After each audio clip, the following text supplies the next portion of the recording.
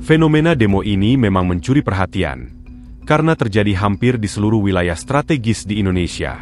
Jumlah massa yang turun ke jalan begitu masif, dengan tuntutan yang sangat jelas, menuntut keadilan, memperjuangkan hak-hak rakyat, serta mengkritisi kebijakan pemerintah yang dianggap tidak berpihak pada kepentingan masyarakat luas.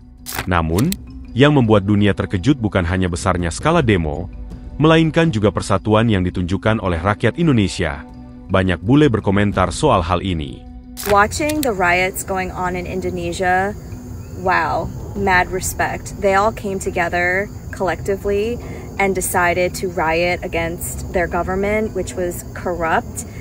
And after one man was murdered by the police. One man.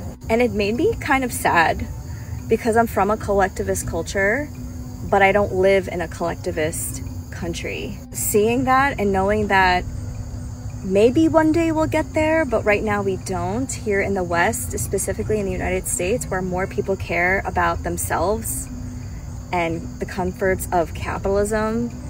Wow, it just makes me really sad. And if you're not from a collectivist culture, you wouldn't miss it, right? Because you don't know what you're missing out on. But let me just tell you, the sense of safety and security you feel by knowing that somebody, like a collective of people, have your back, that is just like priceless. No wonder why we are just watching here in the United States and we're not doing the same thing. Bisa terlihat, video tersebut merupakan salah satu contoh dari sekian banyaknya komentar di sosial media.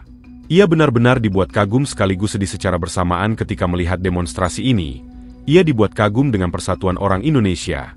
Di tengah gempuran arus globalisasi dan individualisme yang begitu kental di negara-negara barat, para bule benar-benar terkesima menyaksikan bagaimana rakyat Indonesia bisa bersatu dalam satu suara. Dan hal ini akan sangat sulit dirasakan di negara-negara barat.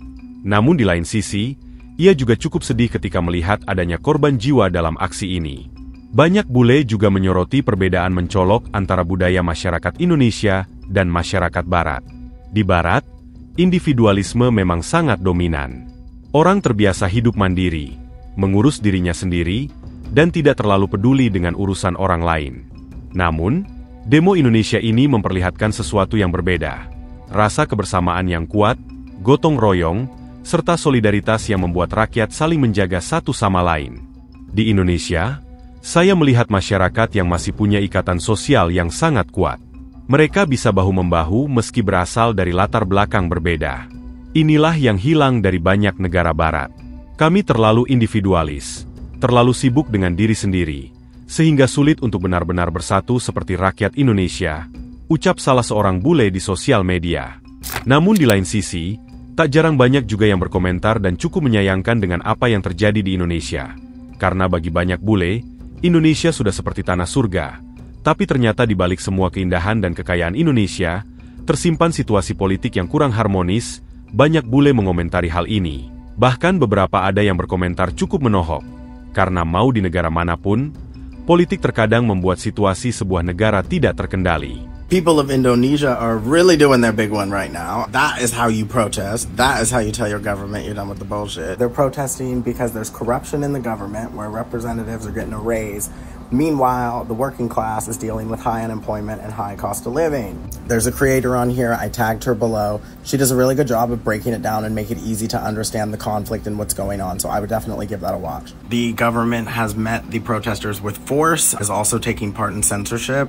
One of the ways the government is trying to censor what's going on in Indonesia is by talking to social media apps. This app disabled the live feature because they want to keep their live feeds civil and friendly. The government censoring social media when these protests have already gotten violent is not good. That's not good. That's scary. Like, we know how bad police brutality is at protests in America because of social media. Like, globally, I feel like these governments know that, like, they are losing control over their people. And so they are, like, trying to take away, like, the democratic processes. Like, rather than give the power to the people, it's like, nope, full-on authoritarian, like, regime.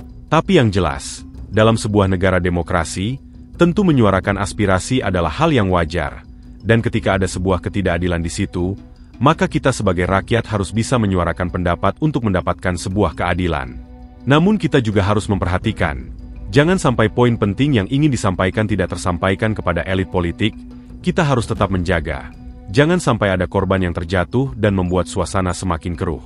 Kita berharap semoga permasalahan ini cepat selesai, dan Indonesia bisa kembali damai dan tentram.